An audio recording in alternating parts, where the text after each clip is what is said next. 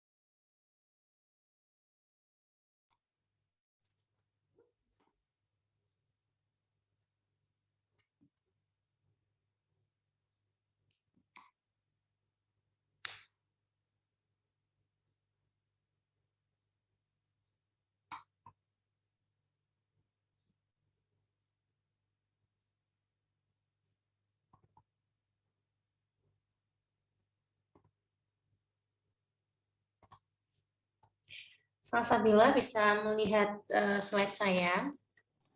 Bisa, Bu. Oke, terima kasih. Baik, saya mulai. Selamat pagi. Assalamualaikum warahmatullahi wabarakatuh. Eh,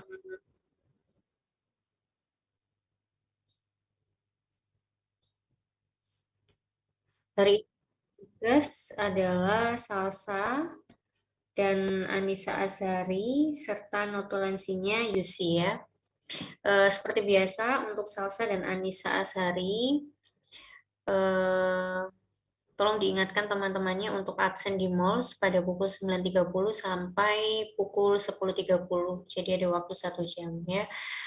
Oke, masih sama materi kita pada hari ini itu masih membicarakan mengenai saluran terbuka, di mana kita hari ini akan fokus kepada aliran kritis. Nah, sebelum kita masuk ke aliran kritis, kita mengulang sedikit ya bahwa kita sudah membicarakan open channel flow atau saluran terbuka, aliran dalam saluran terbuka, di mana kemarin kita juga sudah membicarakan bahwa ada beberapa jenis aliran ya, ada aliran seragam atau kita kenal dengan uniform flow, kemudian ada aliran yang tetap ya atau steady flow. Terus kemudian ada gabungan antara non-uniform flow, kemudian unsteady dan non-uniform flow dan lain sebagainya.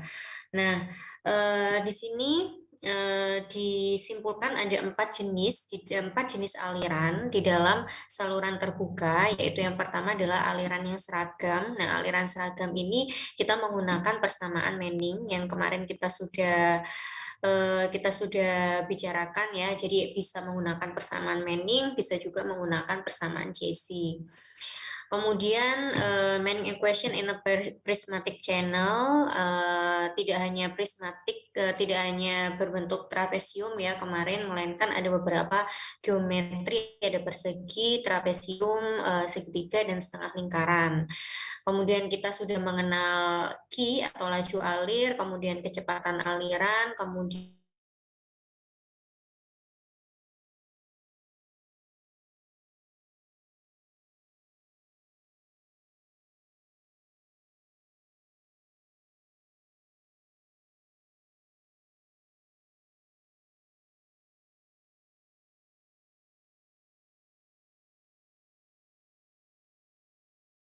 kekasaran dari dasar saluran yang kita bisa tentukan koefisien Manning-nya. Nah, di dalam uniform flow di sini debit, kecepatan aliran Y atau ketinggian aliran A, P dan seterusnya yang ada di sini ini sifatnya adalah konstan. Jadi tidak ada perubahan bentuk di dalam uniform flow.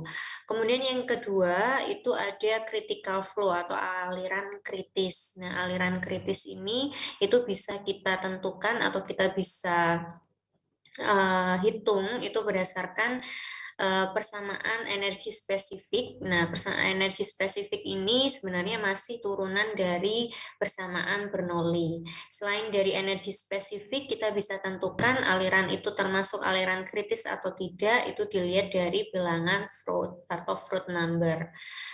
Nah, kemudian yang ketiga, yaitu ada non-uniform flow atau aliran yang tidak seragam. Kemarin kita ada mengenal gradually varied flow, kemudian ada rapidly varied flow gitu ya.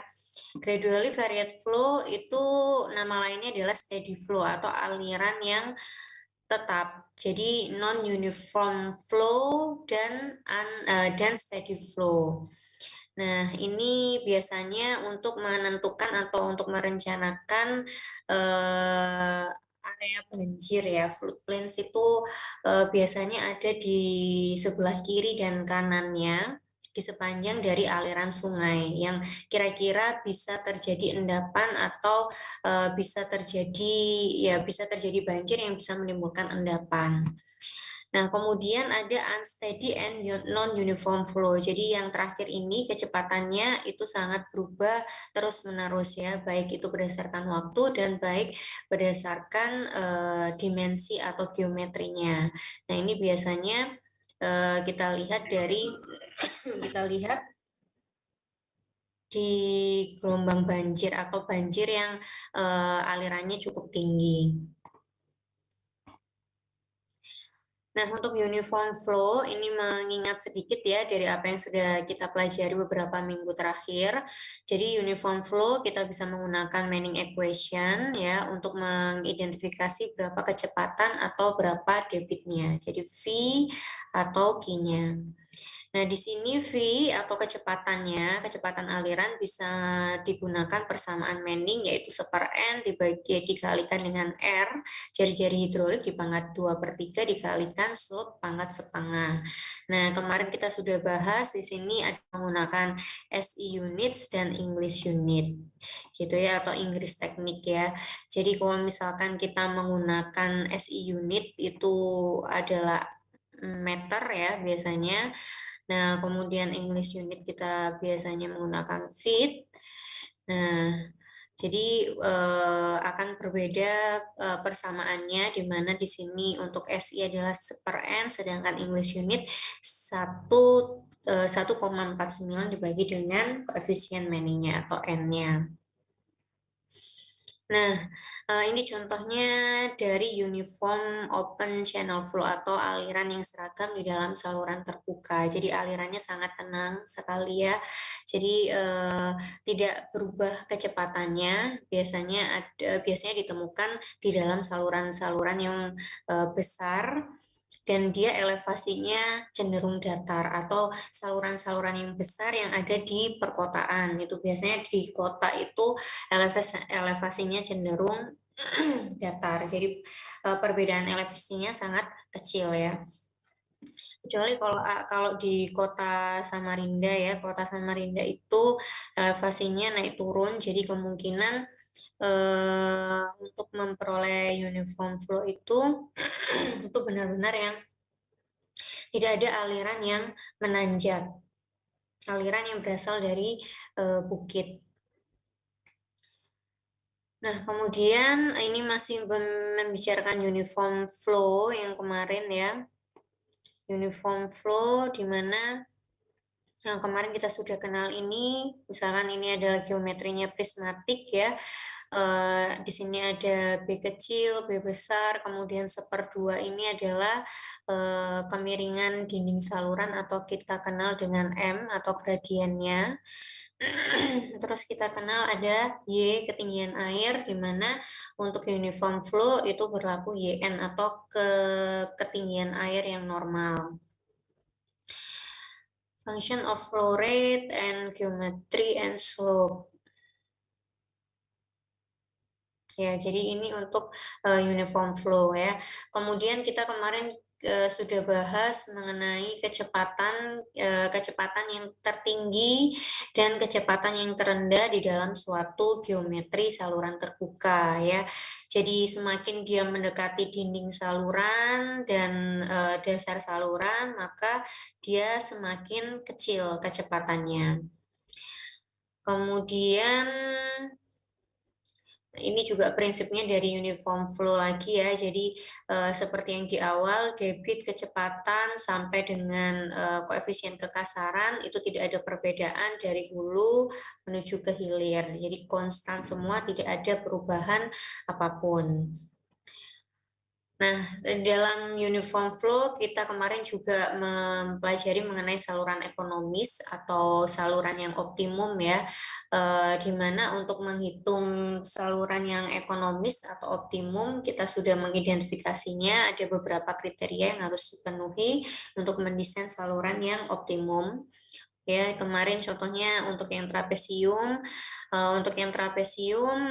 saluran optimum itu bisa diperoleh jika kemiringan ini ya terhadap dasarnya itu adalah 60 derajat, kemudian nilai B-nya atau lebar bawah salurannya adalah 2 kemarin kalau nggak salah kok 2 akar 3 YN ya, benar ya? Oh ya, 2 akar 3 YN. Kalau tidak salah sih sama ya, sama seperti yang kemarin.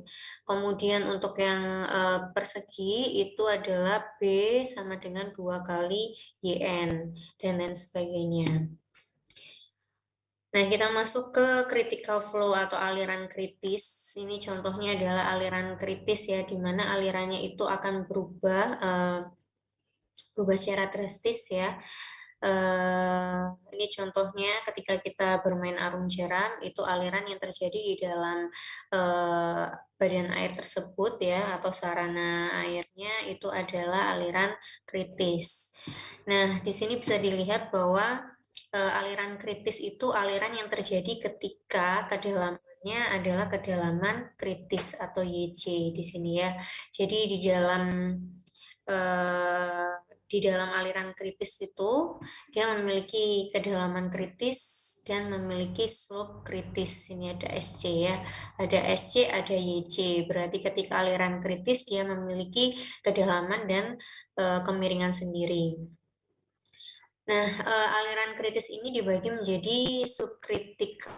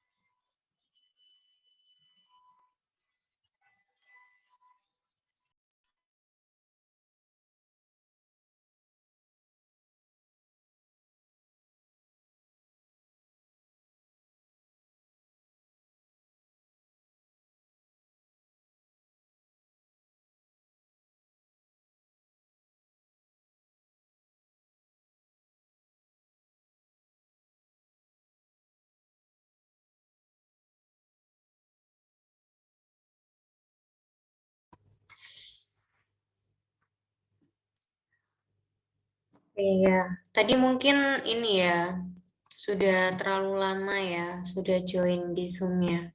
Makanya ketika saya dijadikan host, itu percuma. Tetap saja mati. Oke, kita lanjut ke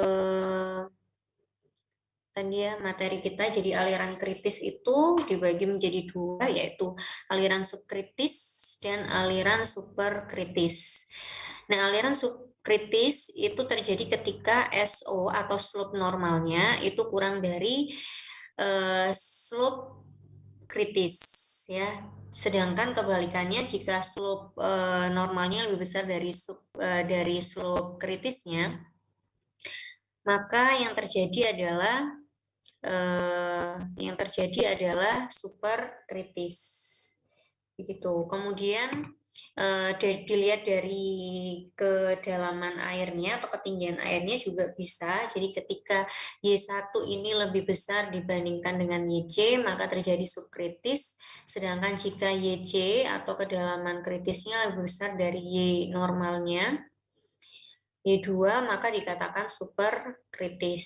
Jadi Y1 jika Y1 lebih besar dibandingkan YC, kebalikannya dari slope ya berarti itu subkritis. Kemudian jika YC yang lebih besar dibandingkan Y2 atau YN maka yang terjadi super kritis. Nah, kemarin kita sudah mengenal ada notasi B ya di dalam saluran terbuka, itu adalah B besar ya. Kalau B kecil adalah lebar bawah, sedangkan B besar adalah lebar atas. Ini adalah top width, terus kemudian eh, di dalam Y sama dengan YC maka akan berlaku Q kuadrat dibagi dengan G, gaya gravitasi, sama dengan A pangkat 3 dibagi dengan B. B adalah lebar permukaan bagian atas. Ya. Nah, kemudian aliran kritis selain bisa dilihat dari S0 atau slope-nya ya, slope-nya atau ketinggian airnya juga bisa didefinisikan, juga bisa diidentifikasi dari bilangan Freud-nya.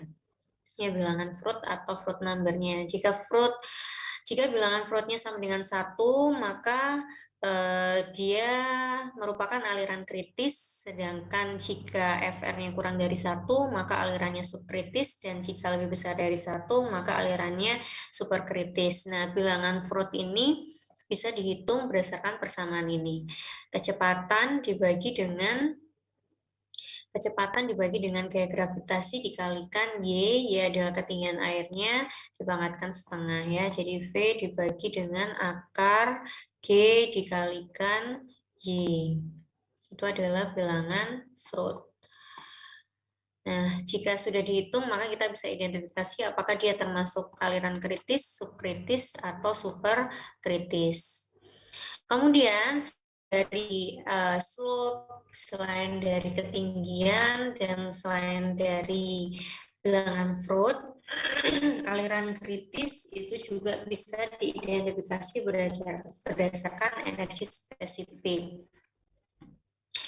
Konsep energi spesifik diperkenalkan oleh Bakhmetev pada tahun 1900 Bernoulli. Jadi sebenarnya energi spesifik ini sama dengan persamaan Bernoulli ya. Energi spesifik adalah tinggi tenaga pada sembarang tampang yang diukur dari dasar saluran. Jadi tinggi tenaga atau tinggi energi ya, tinggi head pada sembarang tampang pada titik tertentu yang diukur dari dasar saluran.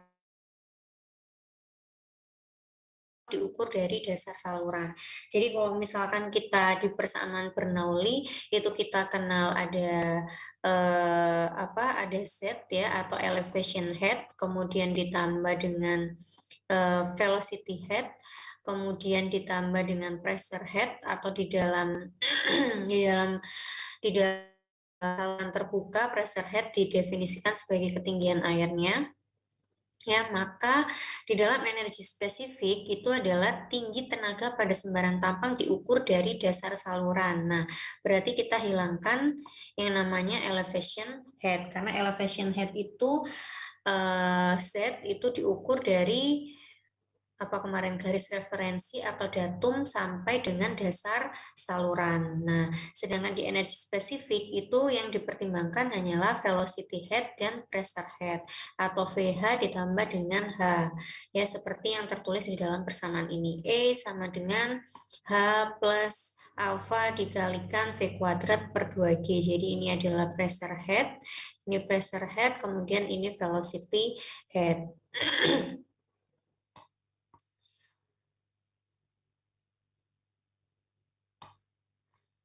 Oke, di mana alfanya di sini seperti yang sudah saya jelaskan ya. Jadi koefisien Coriolis nilainya adalah 1 sampai dengan 1,1 dan biasanya koefisien ini itu diabaikan karena nilainya hampir mendekati 1,1 ya. Jadi sama saja itu dikalikan dengan 1. Kemudian jika saluran mempunyai potongan melintang berbentuk persegi dengan kecepatan seragam, yakni harga alfa sama dengan 1, lebar saluran adalah B, dan debit saluran Q, itu bisa didefinisikan bahwa energi spesifik itu sama dengan H plus Q kuadrat, di mana Q kecil itu sama dengan laju alir dibagi dengan B dibagi dengan 2 dikalikan G dikalikan H kuadrat gitu ya. Jadi jika jika geometrinya adalah berbentuk persegi, maka energi spesifik persamaan energi spesifik yang bisa digunakan adalah yang ini.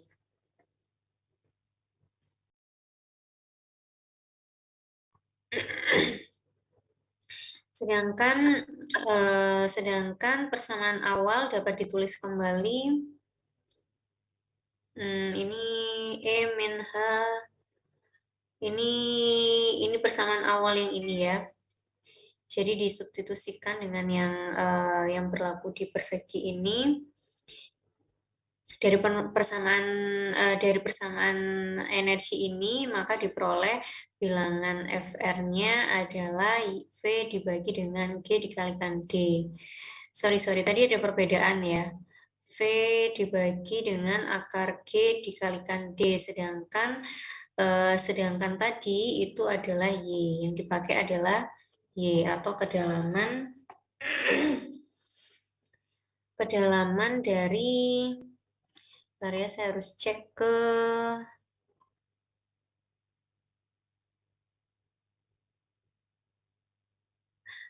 iya sama aja ya. Jadi FR sama dengan V kecepatan aliran dibagi dengan akar dikalikan G dikalikan Y ya. D sama dengan Y. Kemudian kedalaman kritis ya, tadi kita kenal ada slope kritis, ada kedalaman kritis gitu ya. Nah, kedalaman kritis merupakan kedalaman di mana energi spesifiknya minimum. Jadi tadi kita berbicara energi spesifik ya. Jadi kalau energi spesifiknya minimum, maka yang terjadi adalah aliran kritis. Dan ketika energi spesifiknya minimum, kedalaman ketika energi spesifiknya minimum itu dinamakan kedalaman kritis dan alirannya dinamakan aliran kritis. Kemudian aliran kritis mempunyai beberapa sifat-sifat yang spesifik ya seperti yang tadi ya. Jadi dia memiliki HC, dia memiliki ES yang minimum. Nah, ES-nya tadi itu didefinisikan seperti persamaan yang tertulis di awal tadi ya. Untuk saluran persegi itu bisa ditulis ES atau energi spesifiknya adalah sama dengan H plus Q kuadrat dibagi dengan 2G dikalikan H kuadrat. Nah, untuk aliran kritis ini H plus Q kuadrat per 2G H kuadrat bernilai minimum. Bernilai minimum itu belum tentu 0 ya. Jadi energi yang terjadi ketika energi terjadi ketika aliran itu berada di saluran terbuka ya dari hulu ke hilir, di mana energinya minimum itu adalah terjadi aliran kritis. Nah, untuk kedalaman kritis atau HC, kedalaman di mana E-nya minimum, energi spesifiknya minimum, dapat dihitung berdasarkan persamaan ini. Jadi HC atau ketinggian kritis, kedalaman kritis itu sama dengan akar Q kuadrat dibagi G akar pangkat 3 akar 3 dari Q kuadrat dibagi dengan G. Kemudian untuk menghitung besaran aliran kritis itu bisa kita menggunakan VC kuadrat dibagi dengan 2G sama dengan setengah kali HC. Atau kita juga bisa menggunakan persamaan Manning ya, V sama dengan 1/N dibagi dengan R sama seperti itu ya, dikali dengan S. Tetapi untuk aliran kritis berarti kita harus mempertimbangkan nilai R-nya karena di sini ada A dibagi dengan P ya. A dan P ini nanti akan berhubungan dengan H kritisnya. Kemudian S-nya pun itu juga akan S-nya juga akan ada yang dinamakan slope kritis.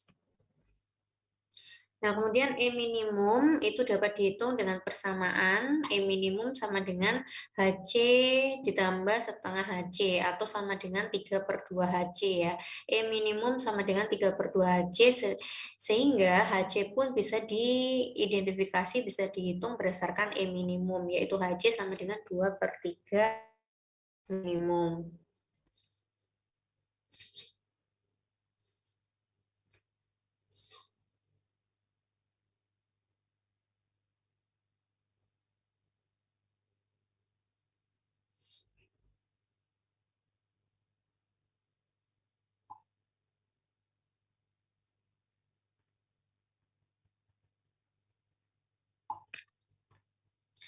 Kemudian untuk saluran non persegi,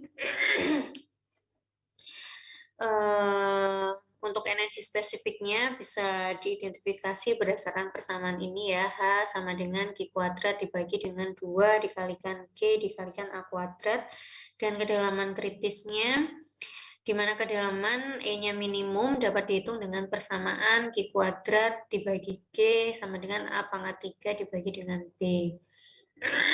Memang tidak spesifik dengan HC-nya ya, melainkan dari persamaan ini memperoleh nilai HC-nya. Untuk contoh perhitungan yang pertama,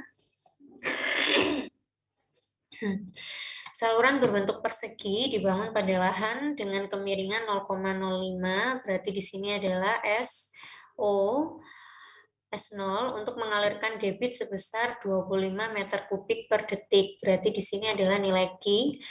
Tentukan lebar saluran jika aliran dalam kondisi aliran kritis. Lebar saluran berarti kita diminta untuk menghitung B. Dalam kondisi aliran kritis di sini ya, dengan kekasaran Manning-nya adalah N sama dengan 0,02. Jadi diketahui nilai debitnya, nilai slope-nya, kemudian alirannya kritis, koefisien Manning-nya 0,02, dan yang ditanyakan adalah lebar saluran dalam kondisi aliran kritis. Nah, untuk lebar dasar saluran persegi ya, di dalam persegi tadi kita ada persamaan di mana Q ya, Q kecil itu sama dengan Q laju aliran dibagi dengan B. Nah, Q-nya di sini adalah 25, B-nya yang kita cari. Kemudian kita diminta untuk menghitung B ketika aliran kritis. Nah, berarti kita akan menghitung H kritisnya terlebih dahulu. Kedalaman kritis untuk penampang saluran persegi bisa dihitung berdasarkan Q kuadrat dibagi dengan G di akar 3. Nah, kita masukkan di mana Q tadi sama dengan 25 per B ya. 25 kuadrat dibagi dengan B kuadrat dikalikan 9,81. Ketemulah 3,99 dibagi B pangkat 2 per 3. Nah, kemudian dengan menggunakan persamaan Manning, dengan menggunakan persamaan Manning, kita hitung nilai kecepatannya ya, diidentifikasi nilai kecepatannya, di mana V sama dengan 1/N dikalikan R, 2/3 dikalikan S pangkat setengah. V-nya itu adalah di mana V atau Q itu sama dengan A dikalikan V. A dikalikan dengan V. Maka V itu adalah Q dibagi dengan A, gitu ya. Nah, untuk Q-nya sendiri itu 25, ya, ini yang tertulis di sini. Kemudian A itu kan berarti lebar saluran dikali dengan ketinggian air, atau B dikalikan HC. Ya, kemudian sama dengan 1/N, N-nya tadi 0,02, kemudian R-nya itu A per P, jadi 25 per B dikalikan HC dibagi dengan P-nya. P-nya berarti B ditambah, ini nilai nilai A-nya itu B dikalikan HC gitu ya. Sedangkan nilai P-nya itu berarti B ditambah dengan 2HC. Ya, jadi A per P berarti BHC dibagi dengan B plus 2HC dipangkatkan 2/3 dikalikan slope-nya tadi 0,005. Tadi diketahui ya slope-nya ya. Oke. Slope-nya diketahui, maka bisa diidentifikasi disubstitusi ya antara nilai HC ini, antara persamaan yang ini, HC sama dengan 3,99 per B pangkat 2/3. Nah, HC-nya itu dimasukkan ke dalam persamaan ini, 3,99 pangkat 2/3. Kemudian tadi B dikalikan HC, ditulis lagi HC-nya 3,99 dibagi dengan B pangkat 2/3 dan seterusnya. Nah, ini diselesaikan karena persamaannya terlalu bisa kita lakukan adalah trial and error. Trial and error tuh berarti kita coba-coba ya nilai B-nya, misalkan nilai B-nya sama dengan 1. Ini dihitung, jika B-nya sama dengan 1, ini hasilnya berapa, yang di sebelah kiri, kemudian di sebelah kanan hasilnya berapa, jika sama maka benar. Jika sama, ini kan harusnya di sebelah kiri sama dengan yang di sebelah kanan. Jadi kalau misalkan dimasukkan angka 1, berarti di sini hasilnya harus sama dengan yang sisi kanan.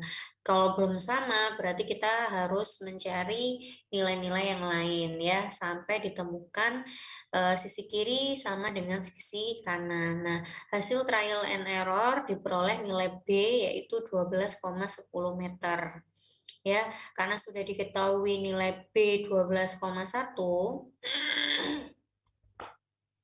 tadi yang ditanyakan adalah lebar salurannya ya, berarti sudah ketemu B 12,1. Nah, untuk mencari nilai ketinggian kritisnya, berarti kita bisa masukkan ke persamaan ini tadi ya, HC itu sama dengan 3,99 dibagi dengan B pangkat 2/3. Atau 3,99 dibagi dengan B-nya tadi 12,1 pangkat 2/3. Jadi HC-nya itu adalah 0,76, sedangkan BC-nya atau lebar ketika aliran kritis itu sama dengan 12,1 meter. Kemudian contoh yang kedua, aliran seragam subkritis ini mempunyai kedalaman 5 meter. Aliran seragam subkritis ya, di sini mempunyai kedalaman 5 meter, mengalir pada saluran persegi.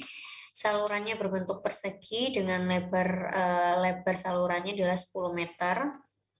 Angka kekasaran Manningnya adalah 0,015 dan kemiringan dasar saluran adalah 1/1000 atau 0,001 ya. Kemudian kita diminta untuk menghitung peninggian dasar saluran supaya terjadi aliran kritis dan menghitung lebar maksimum supaya terjadi aliran kritis. Nah, jadi aliran kritis itu bisa bisa terjadi ketika adanya perbedaan ketinggian, perbedaan lebar gitu ya. Nah, makanya di dalam persoalan ini, di dalam contoh yang kedua ini, ingin tahu aliran kritis ini terjadi ketika adanya perbedaan ketinggian air itu berapa dan adanya perbedaan lebar saluran berapa gitu. Nah, yang diketahui ini adalah kedalamannya atau Y-nya, Y subkritis ya. Kemudian lebarnya adalah 10 meter, kemudian angka kasaran Manning N 0,015 dan SO-nya. Yang pertama kita harus menghitung debit yang mengalir terlebih dahulu. Nah, karena kita sudah tahu tadi Y untuk subkritisnya adalah 5 meter, ya, jadi A-nya kita bisa hitung 10 dikalikan 5, kemudian P-nya itu 2 kali 5 ketinggiannya. Nah, ketinggiannya 5 ya, ketinggiannya 5 jadi 2 kali 5 ditambah 10 jadi 20 meter, 20 meter ya, ini bukan 20 meter persegi. Kemudian R-nya adalah 50 dibagi 20 yaitu 2,5 meter. Nah, untuk Q-nya kita bisa hitung dari A dikalikan dengan ini adalah V menggunakan persamaan Manning.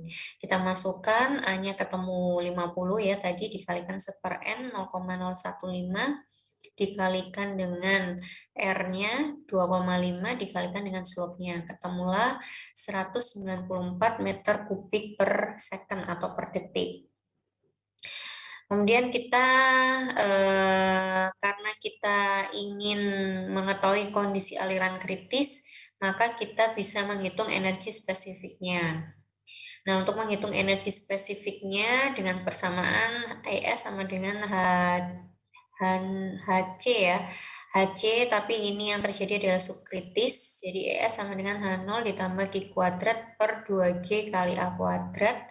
Dimasukkan tadi hanya adalah 5, Q-nya 194. Kemudian G-nya 9,81, A-nya adalah 50. Ketemulah energi spesifik untuk subkritisnya adalah 5,77 meter. Nah, kemudian aliran kritis itu terjadi ketika energi spesifiknya minimum atau sama dengan 3/2 dari H kritisnya. Nah, kita hitung H kritisnya terlebih dahulu berarti ya. H kritisnya di sini bisa dihitung dari Q kuadrat dibagi dengan G di akar 3 sama dengan dimasukkan ya, tapi ini kurang konsisten karena di awal G-nya itu yang digunakan adalah 9,81 sedangkan ini itu G-nya yang digunakan adalah 10. Seharusnya konsisten ya, kalau G-nya pakai 9,81 berarti seterusnya sampai hitungan selesai menggunakan 9,81. Nah, kemudian ini Q-nya itu adalah Q besar atau laju aliran dibagi dengan, ini itu adalah B ya, B itu tadi B itu 10 ya, ini bukan G-nya adalah 9,81. Oke, benar ya. Jadi 194 dibagi dengan 10 ini adalah B-nya dibagi dengan 9,81. Ketemulah H kritisnya 3,37. Kemudian dimasukkan ke persamaan ini. Ya, 3/2 dikalikan HCR, H kritis. Jadi 1,5 dikalikan 3,37, ketemunya 5,06. Nah, tadi ES-nya ketika subkritisnya itu adalah 5,77, sedangkan ketika minimum atau aliran kritisnya itu terjadi energinya sebesar 5,06. Nah, selisih ini itu yang merupakan perbedaan ketinggiannya. Jadi delta Z-nya itu ES dikurangi E min yaitu 5,77 tadi ya yang subkritisnya dikurangi dengan 5,6 yaitu Nah, untuk aliran kritisnya berarti terjadi ketika ketinggiannya berbeda 0,71 atau ini ya terjadi peninggian air di dasar saluran itu sebesar 0,71.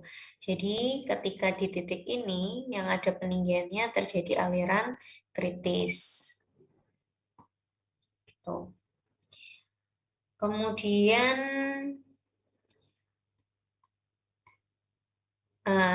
yang pertama tadi diminta berapa perbedaan Y-nya ya. berapa perbedaan Y-nya, hitung peninggian dasar saluran supaya terjadi aliran kritis, dan yang berikutnya adalah hitung lebar maksimum supaya terjadi aliran kritis.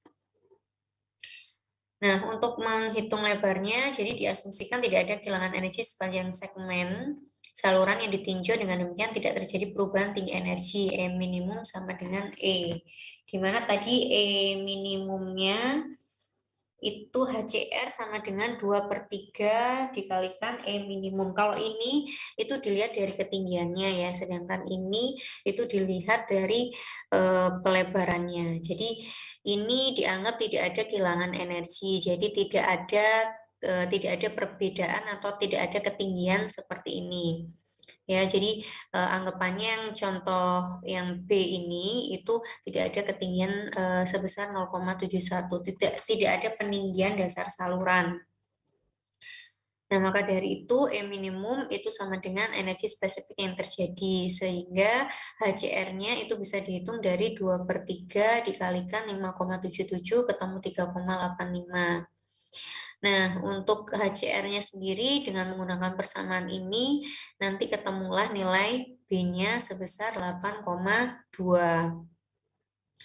Nah, B-nya 8,2 yang awalnya tadi adalah 10 meter. Nah, maka dari itu ketika terjadi aliran kritis, maka terjadi penyempitan lebar saluran, ya, lebar salurannya menjadi 8,2.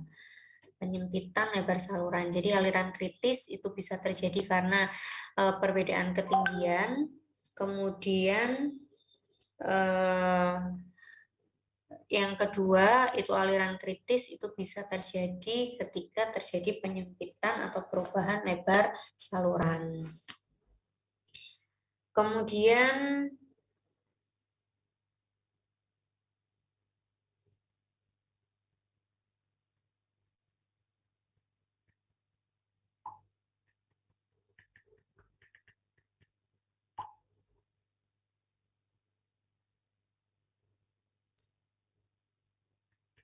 sebentar ya.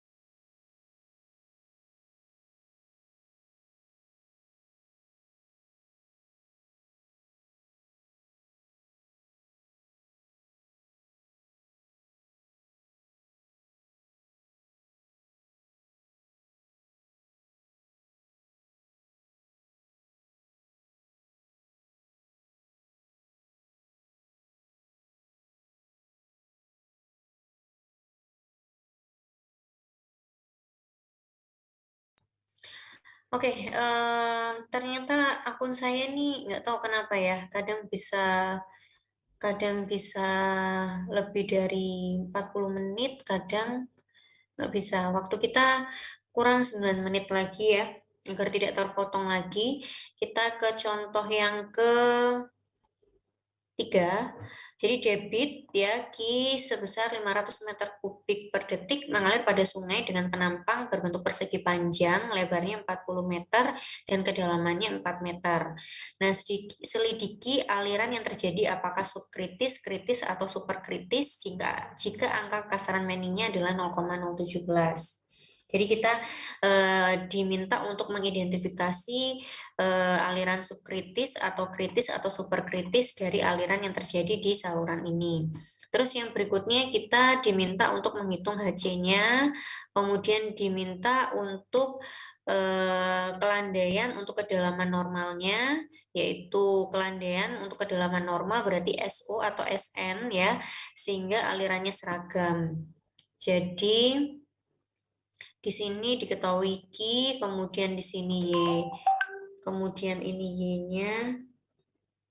Kemudian di sini lebarnya berarti B ya. Sedangkan yang ini adalah Y. Oke, berarti kita mengidentifikasi subkritis alirannya, jenis alirannya apa, kemudian kedalaman dan S0-nya. Nah, untuk menghitung kedalaman kritisnya, tadi kita sudah membahas bahwa aliran kita bisa mengidentifikasi berdasarkan bilangan Freud-nya atau berdasarkan slope-nya atau berdasarkan ketinggiannya. Nah, kita hitung coba untuk ketinggiannya. Untuk HCR dari persamaan ini Q sama dengan laju aliran dibagi dengan lebar saluran itu dimasukkan ke dalam persamaan HCR, ketemulah 2,52. Nah, YN ini 4 meter, sedangkan Y kritisnya 2,52. Karena kedalaman air Y normalnya 4 meter lebih besar daripada kedalaman air kritis, ya. YN lebih besar dari Y gitu. Nah, bisa juga kalian hitung bilangan FR-nya. Ya, untuk mengidentifikasi apakah sama dengan 1, kurang dari 1, atau lebih dari 1. Kemudian slope untuk kedalaman kritis kita tinggal masukkan saja sebenarnya ya di dalam persamaan persamaan Manning ya, di mana HC itu tadi sudah ketemu ya, akar dari Q kuadrat per G. Kemudian Q-nya adalah V dikalikan HC, kemudian V-nya adalah 1/N dikali dengan HC 2/3 dikalikan SC pangkat setengah. Atau bisa ya patokannya itu langsung ke persamaan Manning ya. Persamaan Manning-nya nanti kita identifikasi. Tadi sudah diketahui ya B-nya berapa, kemudian Y-nya berapa, jadi sebenarnya bisa langsung masuk ke dalam persamaan Manning 1/N dibagi dengan R dikali dengan 1/N dikali R dikali dengan S ya. Nah, kita nanti cari nilai S-nya. Nah, V-nya itu V-nya itu sebentar. V-nya tadi diketahui nggak ya? Slope untuk kedalaman kritis HC sama dengan akar pangkat 3 Q kuadrat per G, kemudian Q-nya sama dengan V dikalikan HC. Oh, oke. V ini karena diketahui debitnya ya, maka V ini adalah Q dibagi dengan A, gitu ya. Karena Q sama dengan V dikali dengan A. Ini sama dengan 1/N R dikalikan S. Kita cari S-nya. Nah, Q-nya diketahui 500 ini ya, 500 meter kubik per detik. Sedangkan A-nya berarti adalah B dikalikan dengan HC. B-nya tadi 40, kemudian HC-nya berarti 2,52 gitu ya. A ini berarti B dikalikan dengan HC gitu. Nah, N-nya diketahui ya, tadi debitnya diketahui, kemudian R-nya itu bisa dihitung dari A dibagi dengan P ya. A-nya tadi B dikalikan HC, P-nya berarti 2 kali HC ditambah B, sudah diketahui semua. Tinggal diidentifikasi nilai S0-nya. Nah, nilai S0-nya ini sama dengan 0,00208. Kemudian untuk kedalaman normalnya berarti juga menggunakan persamaan ini ya, V sama dengan 1/N dikalikan R pangkat S0, tetapi di sini Y-nya adalah 4 meter gitu ya. Jadi A-nya menggunakan B dikalikan YN gitu ya. Begitu juga untuk P-nya, berarti PB ditambah dengan 2 kali YN. Jadi perbedaannya untuk menghitung slope kritis dan slope normal itu terletak pada untuk menghitung nilai A dan nilai P-nya atau menghitung nilai R-nya. Tuh. Untuk slope normalnya adalah 0,0057. Contoh keempat kurang lebih sama ya, diminta untuk menghitung kelandaian kritis atau SCR-nya, terus menghitung kedalaman kritis ya, menghitung kedalaman dan kelandaian kritis. HC ini untuk yang berbentuk trapesium, kurang lebih sama, tinggal dimasukkan ke dalam persamaan yang sudah ada atau SCR. Nah, untuk non-uniform open channel flow, ya, jadi yang tidak seragam, itu sangat bervariasi, sangat bervariasi dimensinya ya, jadi dia akan berubah kecepatannya, dia akan berubah bentuk, berubah slope ya, pokoknya yang akan mempengaruhi kecepatan itu juga akan berubah, jadi tidak konstan seperti yang terjadi di uniform flow. Kemudian di dalam non-uniform flow nanti ini kita akan mencoba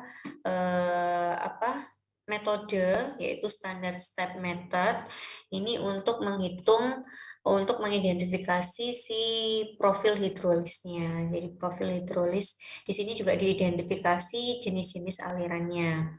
Jadi dalam non-uniform open channel flow itu diidentifikasi lagi jenis alirannya apakah dia termasuk subkritis, superkritis atau ya subkritis atau superkritis.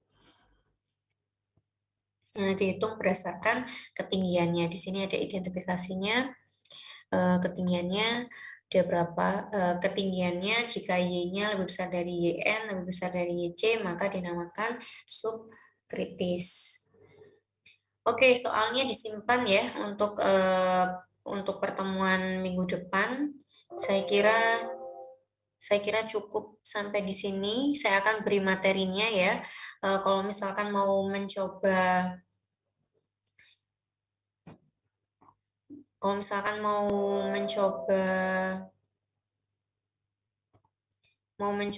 mengerjakan soal-soalnya silakan ya.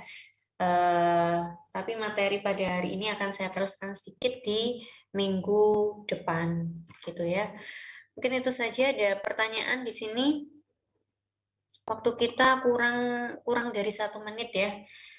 Oke, saya kira cukup ya pertemuan pada pagi hari ini. Kita lanjutkan di hari Rabu depan di jam yang sama 9.20 ya. Terima kasih atas waktunya. Semoga bermanfaat materi pada pagi hari ini ya. Semoga bikin nggak ngantuk.